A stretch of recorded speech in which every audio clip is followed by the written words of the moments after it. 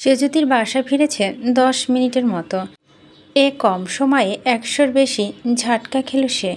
ঘরের সব কাজ শেষ, নতুন করে রান্না করে রাখা। সেজুতি কাপড় ভিজিয়ে রেখে গিয়েছিল, ভেবেছিল এসে ধুয়ে দেবে, অথচ সেগুলোই সব কিছু ধুয়ে মুছে সাফ।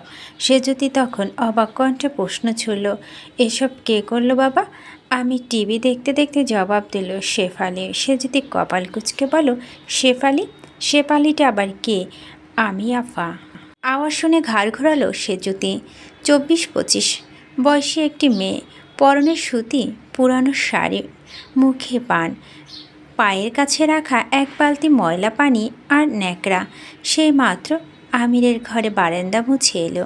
সেজুতি এতক্ষণ দেখতে পায়নি, এজন্য মেয়েটির দিকে কিছুক্ষণ তাকিয়ে থাকলো সেজুতি।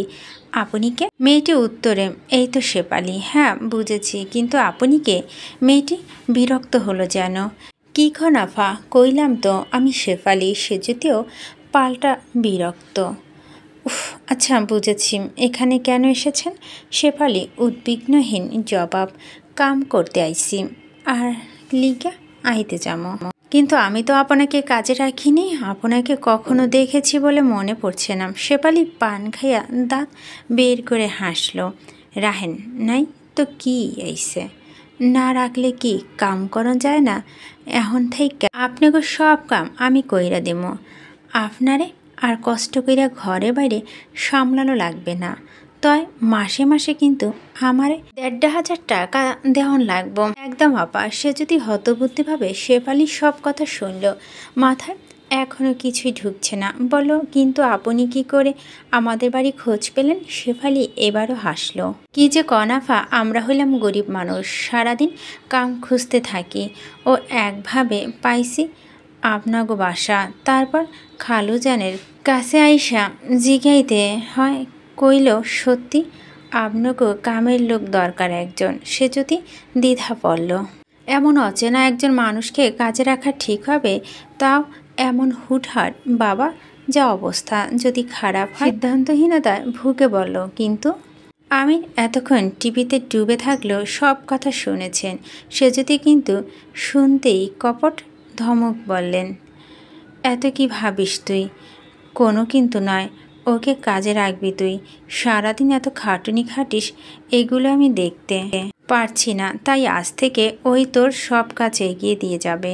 কিন্তু বাবা, তুমি তো বুয়ার হাতে রান্না খেতে পারো না। আমির ধীর কণ্ঠে বলেন, পারি না, কিন্তু পারবো। আমার মেয়ের জন্য এইটুকু অভ্যাস করতে পারবো না আমি? সে যদি অসহায় চোখে তাকালো, তবু পাশ থেকে শেফালি কথা কেড়ে নিয়ে বলো, আর ভাইবা লাভ নেই আপা। খালুজান যখন কইছে তখন আমার চাকরি পাক্কা। আমি এইখানে বইলাম। শেফালি হাত পা গুছিয়ে ফ্লোরে বসে পড়ল। সে যদি হেসে ফেলল তাতে। আচ্ছা ঠিক আছে, রাখলাম, উঠুন এখন। আচ্ছা কইছেন, ঠিক আছে, তয় উঠতাছি। কোথায় বাসা আপনার? বল খেলার মাঠটা পিছন দিক দিয়া যে বস্তিখান, ওইখানে। ও, কাল থেকে প্রতিদিন সকাল 8টায় চলে আসবেন। শেফালি ঘাড় কাত করল। আইসাম, অনেক রাত হইছে, এখন আমি যাই। কাল সকাল বেলা আমনে, দেরি করলে জামাইটা আবার মন খারাপ করব। হেতি আমারে অনেক ভালোবাসে তো। বাবার সামনে শেফালি বেফাস কথা, লজ্জা পেল সে যদি। মাথা তার তো দেখি ছেঁড়া, তবুও ভালো, অন্তত কাউকে তো পাওয়া গেল। অন্য কেউ কাজগুলো সেরে রাখলো, আর অফিসে যেতে দেরি হবে না আমার। ওই বদমাস লোকের ঝাড়িও খেতে হবে না। এবার আপনি দেখবেন মিস্টার বজ, আমি কতটা পাঞ্চুয়াল। ওটি সেরে মাত্রই চেম্বারে বসেছে হোসাইন। গরমের অবস্থা যাচ্ছে তাই। অসময় বৃষ্টিতে আদৌ কোনো লাভ হচ্ছে না। একটু যদি ঠান্ডা লাগে। হোসাইন এসি পাওয়ার বাড়ালো। সাদা অ্যাপ্রন চেয়ারে হাতলে রেখে বোতল খুলে পানি খেলো। তখনই একজন এসে জানালেন, স্যার, রুদ্র রওশন চৌধুরী আপনার সঙ্গে দেখা করতে চাচ্ছেন। হোসেন অবাক হলেন।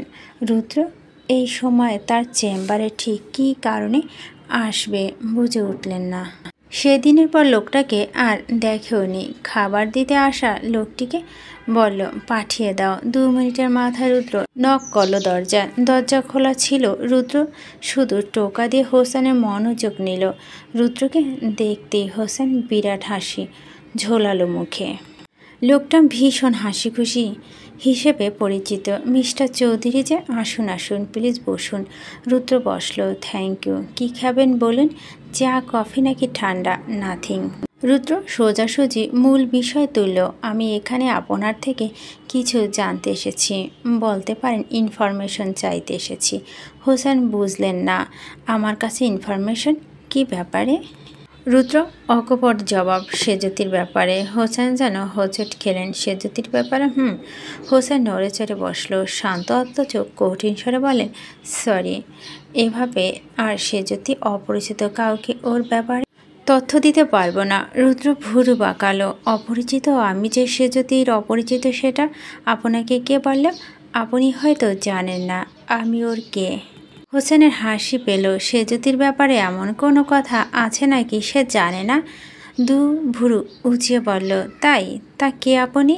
রুদ্র স্পষ্ট কণ্ঠে বলল, আমি ওর বয়ফ্রেন্ড, বাংলায় যাকে বলে প্রেমিক, আর কিছুদিন বাদে যেটা 2 2 4 মিলিয়ে হাজব্যান্ড হয়ে যাবে। হোসেন তব্দ খেয়ে তাকিয়ে আছেন।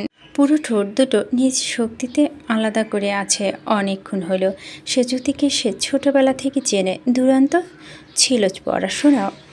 একে তো বন্ধুর মেয়ে। সাথে সেজুতির এই পড়াশোনা মনোযোগীভাবে জন্য তিনি অতি মাত্রা স্নেহ করতেন মেয়েটাকে। নিজে থেকেই খেলনা থেকে শুরু করে সেজুতিকে টুকিটাকি যা পারতেন কিনে দিতেন ভালোবেসে। মেয়েটি 6th সেন ও ভালো। হুটহাট সিদ্ধান্ত নেওয়ার মতো মেয়ে কোনো কালে ছিল না। হোসেনের বিচারে সেজতি নিঃসন্দেহে বুদ্ধিমতী। সেই ঠান্ডা মস্তিষ্কে মেয়েটি প্রেমে পড়ল কি না রুদ্র রওশনের মতো বদমেজাজি অহংকারী লোকের, যে প্রত্যেকটা কথায় দাড়িপাল্লা মেপে বলে, নিঃশ্বাস ও ফেলে হিসেব করে। চেহারা, সৌন্দর্য আর টাকার ভোলার মতো মেয়ে তো সেজতি নয়। সে প্রচুর আত্মসম্মানী। হোসেনের মস্তিষ্ক তখন ভাবতে ব্যস্ত। তার বিস্ময় ভাব কাটেনি। কথাটা কি বিশ্বাসযোগ্য নাকি নয় এই নিয়ে ভাবছে। আর সেই দিক থেকে দেখতে গেলে রুদ্র এমন নিরুদ্বেগ স্বীকারোক্তিতে সন্দেহের কোনো অবকাশই নেই।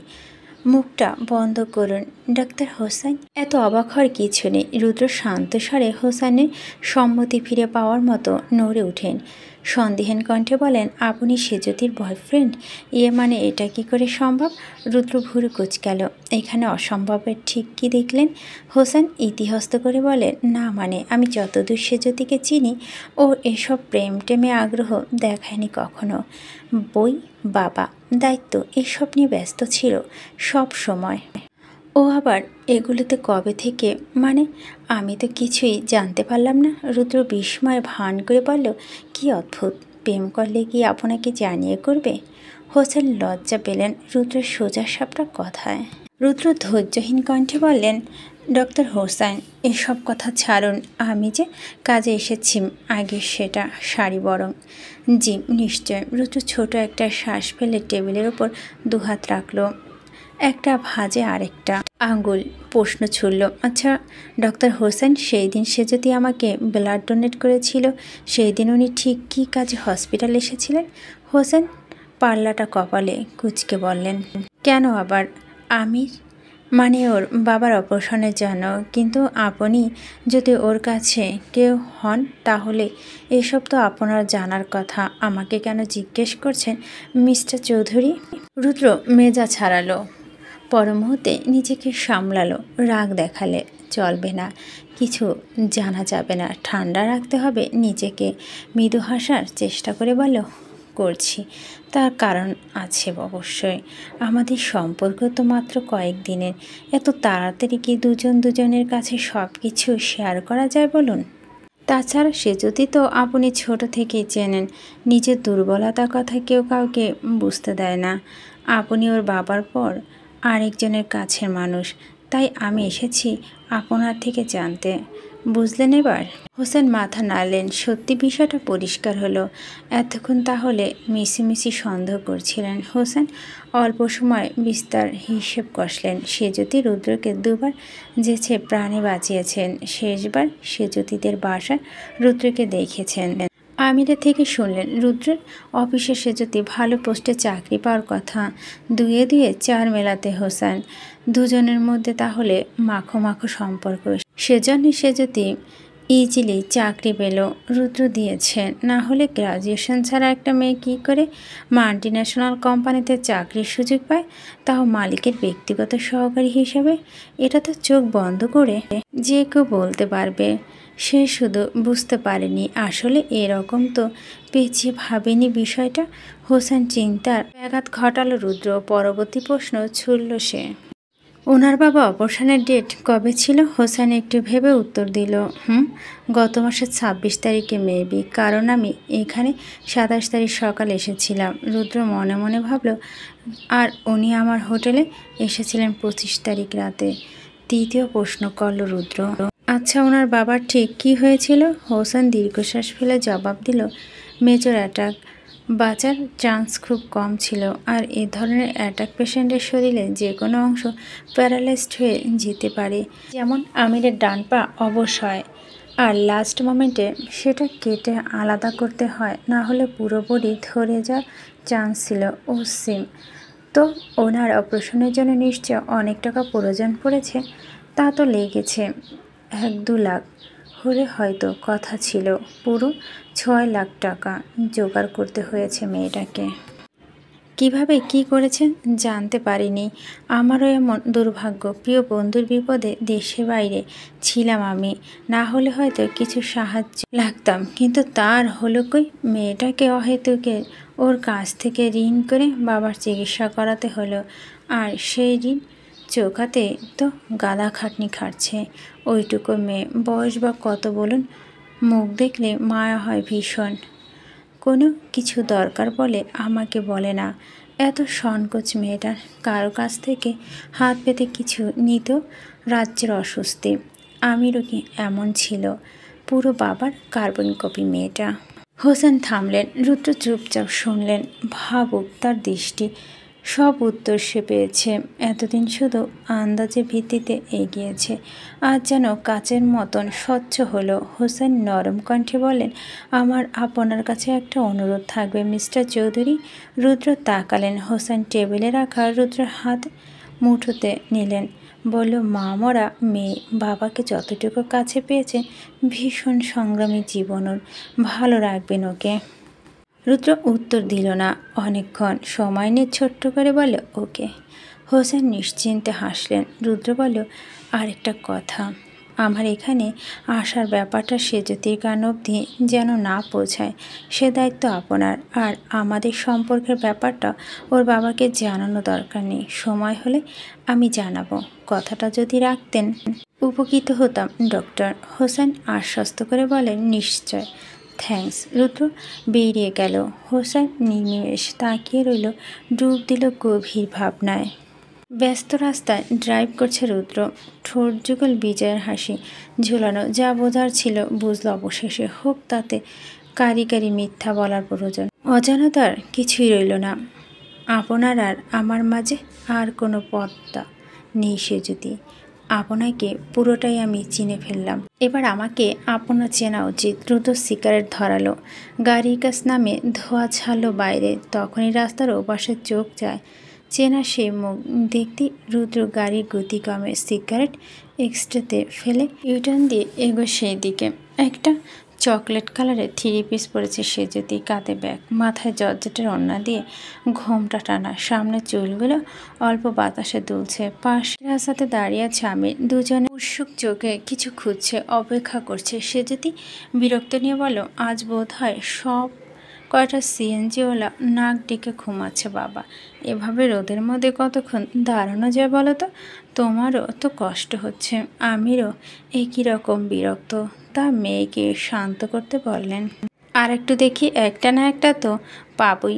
ততক্ষণে ওদের সামনে রুদ্রর গাড়ি ব্রেক কষল। সে যদি দেখেই চিনে ফেলল এটা কার গাড়ি। সে যদি নিজেকে ঠিক প্রমাণ করে একটু পরে রুদ্রর মুখটা দৃশ্যমান হলো গাড়ির জানালা দিয়ে। রুদ্রকে দেখে আমিরও চিনলেন। সে যদি কৌতূহল নিয়ে শুধালো, স্যার আপনি এখানে? রুদ্র গাড়ি থেকে নামেনি, বসে থেকে উত্তর দিল, অ্যাকচুয়ালি আমি থেকে যাচ্ছিলাম। তা কোথায় যাচ্ছেন আপনি? সে যদি সহজ কণ্ঠে বলল, হ্যাঁ কিন্তু যেতে আর পারিনি, সেই কতক্ষণ ধরে দাঁড়িয়ে আছি। একটা রিক্সা, সিএনজি কিচ্ছু পাচ্ছি না। রুদ্র জিভ দ্বারা ঠোঁট ভিজে বলল, এক কাজ করুন, গাড়িতে উঠে বসুন, আমি পৌঁছে দিচ্ছি। সে যদি চোখ দুটো বড় বড় হয়ে এলো। রুদ্র নিজে থেকে পৌঁছে দেবে বলছে, ঠিক শুনল। আমিরও একই রকম বিস্মিত। রুদ্র সেই দিনের ব্যবহারের সঙ্গে আজকে মিল পেল না। ভাবল এই ছেলেটা টাইনে দেখিয়েছিল, হঠাৎ এত পরিবর্তন। সে যদি ব্যস্ত কণ্ঠে বলল, না না আপনাকে যেতে হবে না, শুধু আমাদের জন্য আপনি কেন কষ্ট করবেন? রুদ্র কাট জবাব, আমার কষ্টের কথা আমাকে ভাবতে দিন। আমি জানি এভাবে দাঁড়িয়ে থাকতে আপনার বেশ মজা লাগছে, কিন্তু আপনার বাবা, ওনার তো কষ্ট হচ্ছে। নিজেকে ছেড়ে ওনার কথাটা ভাবুন। সব সময় আপনার জেদ দেখানো জরুরি। যেটা বলছি করুন, উঠে বসুন গাড়িতে। সে যদি চোখ নামিয়ে নেয়, একবার বাবার দিকে তাকায়, আমিরও মেয়ের দিকে চেয়ে, মেয়ে যা বলবে সে করবে। তবে রুদ্র ওনার কথা ভাবায় ভালো লেগেছে আমিরের। সে যদি ভাবলো, আর যাই হোক, কথা তো আর ভুলে বলেননি উনি। সত্যি বাবা এত রোদের মধ্যে এভাবে স্কাচে ভর দিয়ে দাঁড়িয়ে থাকতে ভীষণ কষ্ট হচ্ছে। ওনার কথাটা বরং শুনি। বাবাকে গাড়ির পেছনে সিটে বসালো সে যদি। নিজে বসতে নিতে রুদ্র সেদিনের বলা কথা মনে পড়ল। আজও যদি এগোতে লাগে, লোকটার লাগে কি? লাগবেই। নিঃশব্দে এসে রুদ্রের পাশের সিটে বসলো সে যদি। রুদ্র ড্রাইভ করতে করতে বলল, কোথায় যাবেন? কল্যাণপুরে। ওখানে একটা শিশু পার্ক আছে, সেখানে আপনি চলতে থাকুন, আমি দেখিয়ে দিচ্ছি। রুদ্র ভুরু বাঁকালো, শিশু পার্ক? সে যদি মিহি কণ্ঠে বলল, আসলে ছোটবেলা থেকে বাবা প্রত্যেকটা ছুটির দিন আমরা দুজনেই সেখানে ঘুরতে যেতাম। পার্কটা আমাদের এত পছন্দ ছিল যে বড় হওয়ার পরও যেতাম। বাবার হাত ধরে ঘুরলে নিজেকে সে ছোট্টটি মনে হয়। গত কয়েক মাস যাবৎ বাবা ঘরবন্দি, আমিও ব্যস্ত, আগের মতো কিছুই নেই আর। তাই আমি আর বাবা ওখানে যাচ্ছি, বলতে পারেন শৈশব বিলাস করতে। সে যদি এতগুলো কথা পিঠে আমির উদাস রইলেন। পুরনো অনেক দৃশ্যপট চোখের সামনে ভেসে এলো। একবার কাটা পায়ের দিকে তাকালেন, মুহূর্তে ভিজে উঠল চোখ দুটো। মেয়ের চোখ পড়ার আগে মুছে নিল তাড়াহুড়ো করে। রুদ্র উত্তরে ছোট করে বলেন, ও পুরো রাস্তার কেউ কথা বলেনি, মাঝে মাঝে শুধু আমিরের দু একটা শুকনো কাশির শব্দ ছিল। গন্তব্যে এসে পৌঁছাতে আগে নামলো সে যদি। এরপর বাবাকে নামালো। জানালার কাছে ঝুঁকে কৃতজ্ঞতা হেসে বলল, অনেক ধন্যবাদ স্যার। সে যদি আমিরকে নিয়ে এগোতে নিল, হঠাৎ পিছন থেকে রুদ্র ডাকলো, মিস সেজুতি। সে যদি ফিরে তাকালো, জি। রুদ্র স্টিয়ারিংয়ে হাত ঘষে বরফ কণ্ঠে বলল, আপনি দেখছি একদমই ম্যানার্স জানেন না। ঘুরতে যাচ্ছেন অথচ আমাকে একবারও সাথে যেতে বললেন না। রুদ্রর কথায় জিভ কাটল সে যদি। আসলেই তো, উনি তো ঠিক বলেন। ইস, এটা একদম বাজে দেখালো না। উনি না চাইতে উপকার করলো, আর ওর কিনা এটা ধন্যবাদ দিয়ে চলে যাচ্ছিল। কিন্তু ওর বা কী দোষ? এমন না কুচু লোক কি এরকম একটা সস্তা জায়গায় যেতে চাইবে? যে লোক তাকে পদে পদে হেনস্থ করেন, সে কি চাইবে ওদের সাথে ঘুরতে? এসব ভেবেই তো বলেনি। এক পর্যায়ে আমির মুখ খুললেন, হেসে বললেন, আপনি আসুন মিস্টার চৌধুরী। সে যদি তাল মেলালো, সাথে সরিও বলল। রুদ্র ভুরু নাচিয়ে জবাব দিল, আমি বলার পর সাধছেন। সে যদি নিচু কণ্ঠে বলল, আসলে বাবাকে নিয়ে ব্যস্ত ছিলাম তো তাই। আর প্লিজ কিছু মনে করবেন না, আপনি আমাদের সাথে আসলে আমরা খুশিই হব। রুদ্র গাড়ি থেকে নেমে এলো। সানগ্লাসটা চোখে পড়ে পকেটে হাত গুজে হাঁটা ধরল। সে যদি 3টে টিকিট কাটলো কাউন্টার থেকে। গেট পেরিয়ে ভিতরের দিকে এগোচ্ছে ওরা। মধ্যখানে আমির, দুপাশে সেজুতি আর রুদ্র। রুদ্র চারপাশটা দেখছিল। সে এখানে প্রথম এলো, অথচ সেজুতির মনোযোগ রুদ্রর দিকে। ওকে দেখতে দেখতে ভাবছিল লোকটা হাবভাব বড্ড অদ্ভুত, মাঝে মাঝে এতটা অহংকারী মনে হয় বলার বাইরে। অথচ আজ আজ একটু মনে হচ্ছে না। নিজ থেকে লিপ দিলেন, আবার এখন আমাদের সাথে পায়ে পা মিলিয়ে হাঁটছেন। এত রহস্যময় কেন উনি? আমিরকে ধরে গাছের ছায় আচ্ছাদিত একটা বেঞ্চিতে বসালো সেজুতি। রুদ্র মনোনিবেশ অন্য কোথায়। পরিবার সহ আসা বাচ্চাগুলোকে একধারে দেখছে সে। বাচ্চাগুলোর নিষ্পাপ ছোট ছোট চোখগুলো খুশি উছটে পড়ছে। বাবা মায়ের সাথে পার্কে আসার আনন্দ যেন ধরছে না ছোট্ট মনে। রুদ্র আনমনে অল্প হাসল। বুকটা ভীষণ ব্যথা কাতরে উঠল। এই ব্যথা কমবে না, সারা জীবনও না। সব থেকে তার একটা জিনিস নেই, নেই তো নেই, এমন অমূল্য জিনিসটাই নেই যেটা কোটি টাকা দিলেও পাওয়া সম্ভব। রুদ্র সানগ্লাস ভেদ করে দূর আকাশে চোখ রাখলো। ওপারে কেমন আছে তার পরিবার? সেজুতিদের পাশে চক্রি ঘুরছে, কয়েকটি বাচ্চা খিলখিল করে হাঁটছে, অনেকে আবার ভয় মাকে আষ্টেপৃষ্টে জড়িয়ে রাখছে, থামানোর জন্য চিৎকার করছে। আমি সেদিক থেকে চোখ ফিরিয়ে মেয়ের দিকে তাকালো। আদুরি কণ্ঠে বলেন, আজকে চক্রিতে উঠবি না আম্মা? সে যদি নিচের দিকে চেয়ে বলো, না কেন চড়বি না কেন? আগে তো ওঠার জন্য বায়না ধরতিস খুব। সে যদি ভেতরটা কেঁদে উঠল। আজ তো তুমি পাশে বসতে পারবে না বাবা। ভয় পেলে কাকে শক্ত করে ধরবো বলো? মুখে বলল, আজ ভালো লাগছে না বাবা। আমি চুপ করে গেলেন। মেয়ের না ওঠা যাওয়ার কারণ বুঝলেন হয়তো। একটা পা নেই, তাই চক্রিতে ওঠা তার সম্ভব নয়। সে না হয় আর তখনই পারবেন মেয়েকে চক্রিতে চড়ার সময় হাত আঁকড়ে বসতে। কিন্তু যেই দিন তার মেয়েটা হাত আঁকড়ে ধরার লোক আসবে, সেই দিনই উঠবে না হয়। রুদ্র মুখ খুলল এতক্ষণ পর। আগ্রহী হয়ে জানতে চাইল, চক্রি কি? সে যদি হাসি পেল রুদ্র বাচ্চা বাচ্চা প্রশ্নে। ঠোঁট টিপে হাসল, আঙ্গুল উঁচু করে দেখালো, ওই যে ওটা। অনেকে নাগরদোলা বলে, আমি অবশ্যই চক্রি বলি। জিনিসটা দেখতে রুদ্র মাথা ঘুরে এলো। বিড়বিড় করে বলল, এটা এরকম ঘুরছে কেন? দেখে তো মাথা চক্কর কাটছে। আর এই মেয়ে কিনা এরকম অদ্ভুত জিনিসে ওঠে বায়না ধরত। রুদ্র একবার মনে মনে ভাবলো সে যদিকে নিয়ে উঠবে ওটাতে, কিন্তু সে যদি কি রাজি হবে? আর সে কি সামলাতে পারবে? ওটা এত উঁচু, সে তো এমনি তো লো প্রেশারের রুগী, চিৎকার হয়ে পড়বে না তো। অনেক ভেবে রুদ্র ঠিক করলো সে যদিকে জিজ্ঞেস করবে উঠবে কি না। পর মুহূর্তে ভাবলো, না থাক, যদি মুখের ওপর না বলে তা ইগোতে লাগবে। রুদ্রর ভাবনার মাঝে সে যদি চেঁচিয়ে উঠল, হাওয়াই মিঠাই বাবা দেখো। আমি রুদ্র দুজনই ফিরল সেদিকে। বাচ্চা একটি ছেলে, কাঁধে বিশাল বড় লাঠি, তার মাথা ফুলের মতো সাদা গোলাপি রঙে বাঁধা। রুদ্র বুঝতে পারল না ওটা কি। এতক্ষণ দেখেও পলিথিনের ভিতর আটকানো জিনিসটা রহস্য উদ্ঘাটন সম্ভব হলো না। ওদিকে হাওয়াই মিঠাই দেখে ছুটে এলো সেজুতি। রুদ্র প্রচণ্ড কৌতূহল হলো সেজুতির উৎসাহ দেখে। মূলত সেজুতি সাদা রঙের দুটো মিঠাই নিল হাতে। রুদ্র পাশে দাঁড়িয়ে জিজ্ঞেস করলো, এটা কি? লাঠির মতো, মাথায় আবার কেমন প্যাকেট মোড়ানো। রুদ্র প্রশ্নটা সেজুতি বোকা বোকা মনে হলো। তখন হাসি আটকে রাখলে এখন হেসে ফেলে শব্দ করে, আপনি এটা চেনেন না? কোন গ্রহে থাকেন? রুদ্র চোখ পাকাতেই সে যদি চুপ হয়ে যায়। পর মুহূর্তে আবার খিলখিল করে হেসে ওঠে। রুদ্রর মুখটা ছোট হয়ে এলো। লজ্জা পেয়েছে বোধ হয়। কিছু জিজ্ঞেস করলে কাউকে নিয়ে এভাবে হাসা উচিত? সে যদি কোনো রকম হাসি থামালো। হাসতে হাসতে চোখে জল এসেছে। বলো, সরি সরি, আসলে আপনি এমনভাবে বললেন যে না হেসে পারিনি। আচ্ছা আমি বলছি, এটার নাম হাওয়াই মিঠাই। আমার ভীষণ ভালো লাগে। এটা আবার কেমন নাম? এটা বিশেষত্ব কি জানেন? কি এটা? এতগুলো হাতে নেবেন, অথচ মুখে দেওয়ার সঙ্গে সঙ্গে হাওয়া হয়ে যায়। ট্রাই করে দেখবেন। দাঁড়ান। রুদ্র কথাটা বিশ্বাস হলো না। এরকম আবার হয় নাকি? সে যদি একটা হাওয়াই মিঠাই ওর হাতে দিল, খাবে না ভেবো নাক মুখ কুচকে। বেশ ইন্টারেস্টিং তো। তবে আর বলছি কি, এটা এত ইন্টারেস্টিং বলেই না আমার এত পছন্দ।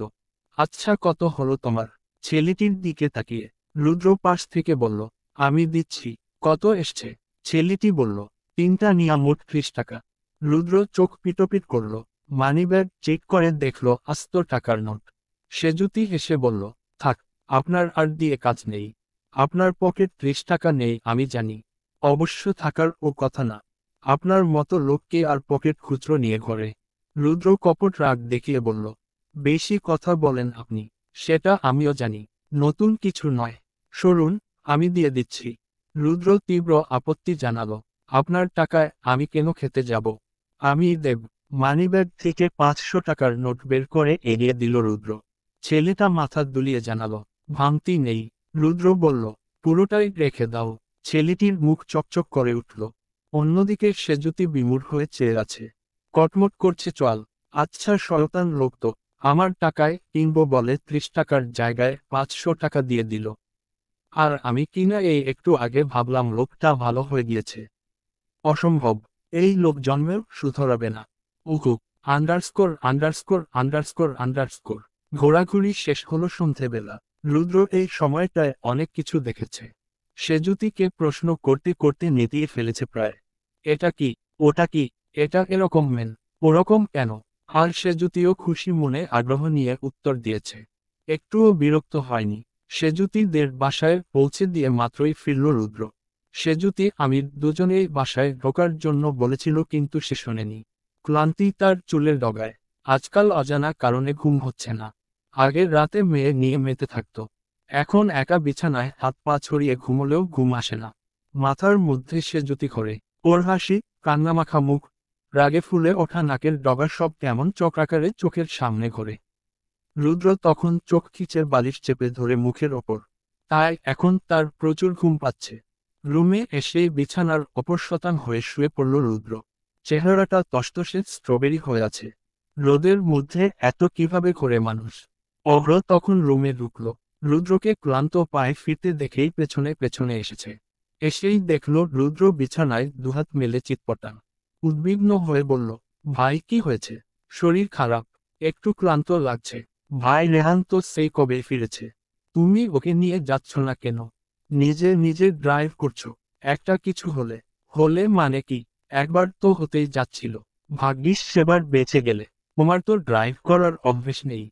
এই জন্যেই ক্লান্ত হয়ে পড়ছো। রুদ্র সব কথা চোখ বুঝেই শুনল। তার কানে সেজুতির খিলখিল হাসিটা বাড়ি খাচ্ছে যেন। আচ্ছে মেয়েটাকে কখন বেশি সুন্দর লাগে। হাসলে, নাকি কাঁদলে, নাকি জেদ দেখালে, না রাগলে বোধ হয়। রুদ্র কোনো সিদ্ধান্তই নিতে পারল না। মন দিল অভ্রর কথায়। বলল, আমার আর ড্রাইভার প্রয়োজন পড়বে না অভ্র। অভ্র জিজ্ঞাসু চেহারায় তাকিয়ে আছে। রুদ্র চোখ খুলে মাথার পেছনে এক হাত রেখে শুল। দেয়ালে লাগানো এসিটার দিকে চেয়ে বলল, ইদানিং ড্রাইভ করতে ভালো লাগে। ড্রাইভার থাকলে নিজেকে যন্ত্র যন্ত্র মনে হয়। আর একা থাকলে সেরকম লাগে না। অভ্র বিহ্বল হয়ে শুনছে। বিশ্বাস হচ্ছে না এসব। রুদ্র বলল, ভাই তো ড্রাইভার ছাড়া এক পাও বাইরে রাখত না আগে। হঠাৎ এত পরিবর্তন? বিড়বিড়িয়ে বলল, কি যে হলো তোমার কে জানে। ইদানিং বড্ড মিস্টেরিয়াস লাগে তোমাকে। যার সবটা শুধু রহস্য আর রহস্য। রুদ্রর কানে পুরো কথাটাই গেল। জবাবে মৃদু হাসল। বলল, আগে আমার রহস্য ভেদ হোক, তারপর না নয় তোরটারও একটা ব্যবস্থা করব আমি। রুদ্র চট করে উঠে টাওয়াল নিয়ে বাথরুমে ঢুকল।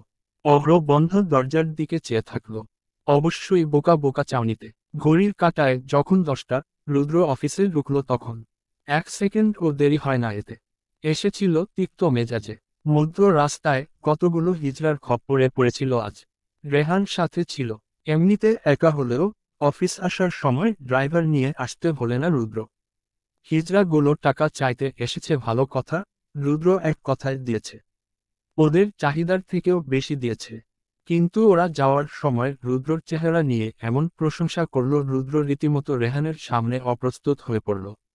অপ্রকাশিত লজ্জাও পেল। একইরকম লজ্জা রেহানও পেয়েছে। প্রশংসার বহর যে এমনও হয় রুদ্র আজই প্রথম জানল। আর সেই থেকেই তার মেজাজ খারাপ। কিন্তু ওই খারাপ মেজাজ ভালো হলো মুহূর্তেই। অফিসে ঢুকতেই তার এতদিনের ইচ্ছে পূরণ হলো। আজ সেজুতি আগেই হাজির। সবার সঙ্গে দাঁড়িয়েছে মেয়েটা। সুন্দর করে সমস্বরে বলেছে, শুভ সকাল। রুদ্রর খুব ভালো লাগলো। কিন্তু এটা তো প্রকাশের সময় নয়। গটগট করে হেঁটে গেল কেবিনে। সেজুতির যেন অপেক্ষাতেই ছিল রুদ্রর ডাক আসার। এই 1 মাসে অভ্যেস হয়ে গিয়েছে। ইদানিং রুদ্রর সাথে কথাবার্তাও সহজ হচ্ছে। প্রথম দিনের মতো হিংস্র আলাপ বিলুপ্ত প্রায়। তবে মনে মনে রুদ্রকে দেখতে পারে না সেজুতি। সেটা সে প্রকাশও করে না। চেষ্টা করে ভদ্রভাবে থাকতে। আর যাই হোক, এটা তো সত্যি, 3 বছরের জন্য এখানেই শিকড় আটকে পড়ল তার। বশির এসে হাঁক পারলেন, রুদ্র ডাকছে। সেজুতি উঠে গেল, নক করে কেবিনে ঢুকল। রুদ্র তখন জানলার পাশে দাঁড়িয়ে ফোনে কথা বলছে। সেজুতি আসার আরো 4 মিনিট পর কথা শেষ হয়। সেজুতি ঠায় দাঁড়িয়ে, রুদ্র পেছনে ঘুরল ফোনের লাইন কাটতে কাটতে। অমনি গলা শুকিয়ে এলো তার। সেজুতির পিঠ সমান খোলা চুলগুলো থেকে পানি চুইয়ে চুইয়ে পড়ছে। পরনে সাদা থ্রিপিস, তাতে সুতার হালকা কারুকাজ। মুখে কোনো প্রসাধনী নেই, শুধু চিকন ঠোঁটে চিকচিক করছে লিপ বাম। রুদ্রর মাথায় একটাই কথা এলো, সদ্যস্নাত পদ্ম। ডেকেছেন স্যার? সেজুতি প্রশ্ন ছুড়ল। অতি দ্রুত রুদ্র সামলালো নিজেকে। কোনোভাবে অন্য কারোর সামনে নিজের দুর্বলতা তুলে ধরে না সে। সেজুতির সামনে তো আরই না। চেয়ারে এসে বসে ধীরু হাতে পানির গ্লাস তুলে পানি খেল। টিস্যু দিয়ে মুখ মুছতে মুছতে বলল, কফি দিন। সেজুতি বলেই বসেছিল কথাটা। গত পরশু আগ বাড়িয়ে এই দায়িত্ব নিয়েছিল সে। চুপচাপ কফি মেকারের দিকে এগোতে ধরলে রুদ্র হঠাৎ গম্ভীর আওয়াজ তোলে। বলে ওঠে, এটা অফিস। আর কতবার আপনাকে মনে করাতে হবে মিস সেজুতি? সেজুতি বুঝল না, তবে প্রশ্নও করল না। চেয়ে থাকলো জিজ্ঞাসু চোখে। রুদ্র নিজেই বলল, আপনি খোলা চুলে এসেছেন কেন? তাও এরকম ভেজা চুল নিয়ে। সেজুতি চোখ নিচে নামিয়ে নিল। আজ অফিসে আগে এসেছে সে। কিছুতেই জ্যামের কবলে পড়বে না, বড় মুখ করে বলেছে দেরিও করবে না। সেজন্যেই এত পায়তারা করে আসা। সকাল সকাল গোসল করে আজই প্রথম এলো। এতদিন তো সময়ই পেত না। অত রাতে গিয়ে করতে হতো। প্রায়শই ঠান্ডাও লাগতো। আগে আগে আসবে ভেবে তাড়াহুড়ো করে চুল শুকায়নি। ভেবেছিল যেতে যেতে বাতাসে শুকাবে। তাও হয়নি। চুল থেকে পানি পড়ছিল বলে বাতেওনি। ভাবেনি রুদ্র খেয়াল করবে। লোকটা তো সব সময় কাজে ডুবে থাকে। ইস, ব্যাপারটা কি বিচ্ছিরি দেখালো। বসো কিনা চুল বাঁধতে বলছে। এই দিন দেখার আগে অল্প করে মরে যাওয়া দরকার। রুদ্রর অফিসের রুলস রেগুলেশনের মধ্যে পরিপাটি করে আসাও একটা। সেজুতি দেরি না করে চুলগুলো হাত খোপা করে ফেলল। আস্তে করে বলল, সরি স্যার। এরকম আর হবে না। রুদ্র কিছু বলেনি। চেহারা গম্ভীর রেখেই কাজে মন দিয়েছে। সেজুতিও নরম হাতে কফি বানাচ্ছিল। রুদ্র আর চোখে দেখে নেয় কয়েকবার। নিজে নিজে আওড়ায়, মেয়েটা কি জানে ওকে খোলা চুলে কেমন বাজে দেখতে লাগে। এমন বাজে রূপের যে কারো ঘুম উড়ে যাওয়ার জোগাড়।